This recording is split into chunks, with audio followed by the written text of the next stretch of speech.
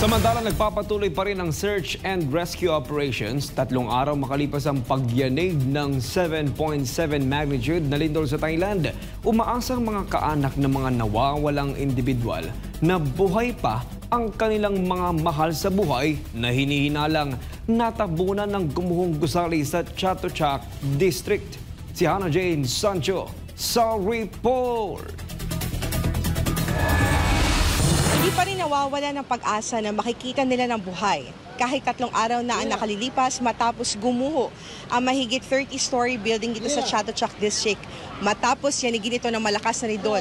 3 araw na ang nakakaraan. Isa si Neng Nguyen, isang Myanmar national sa mga kaanak na ilang araw nang nag-aabang sa labas ng bagong compound ng State Audit Office, kung saan gumuho ang 33 palapag na gusali matapos itong yanigin ng malakas na lindol nitong Biyernes, March 28, 2025. ကျွန်တော်ညီတခုခုပြောနေဆိုတော့ဘေးမသိရကမှပြန်ပြီးတော့လွတ်ပါသေးလို့ပဲကျွန်တော်ပြောနေတာပေါ့အောက်ထဲမှာ Ganito din ang sentimiento ng dose-dose ng mga kaanak na ilang araw nang nag-aabang na magandang balita na buhay pa ang mga mahal nila sa buhay. Aminado sila na wala pang nakipag-ugnayan sa gobyerno ng Thailand kung ano ang tulong na maibibigay sa kanila at mga kaanak na naapektuhan sa insidente. Samantala, nagbigay ng 7 araw na deadline ng gobyerno ng Thailand upang malaman ang dahilan ng pagguho ng ginagawang gusali. Tinututukan ito ngayon ng Department of Public Works and Town and Country Planning para imbestigahan ang pagguho ng State Audit Office Building. Kung ito ba ay dulot ng structural failure o iba pang dahilan. Sisilipin ng ahensya ang disenyo ng gusali. Sino ang nag-aproba sa disenyo nito at ano ang naging posibleng dahilan para gumuho ang istruktura.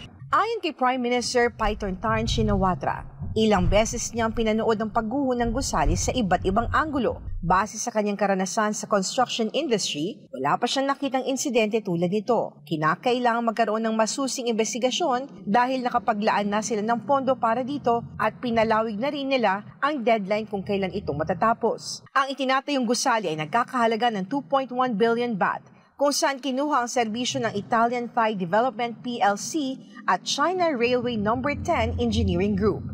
Samantala, dumating na rin ang foreign experts mula Amerika para tumulong sa search and rescue operation, habang tumutulong din ang China para imbestigahan ang dahilan ng pagguho ng gusali. Sa ngayon, hindi bababa sa 18 ang nasawi at nasa 76 pa ang patuloy na pinaghahanap. Sa ngayon, wala pang pakikipag-ugnayan ang pamahalaan ng Thailand at maging nung nasa likod ng construction na ito na yung kumpanya na humahawak dito sa mga kaanak ng mga Burmese national na hanggang ngayon ay nag-aabang pa rin kung maililigtas nga ang kanilang mga mahal sa buhay.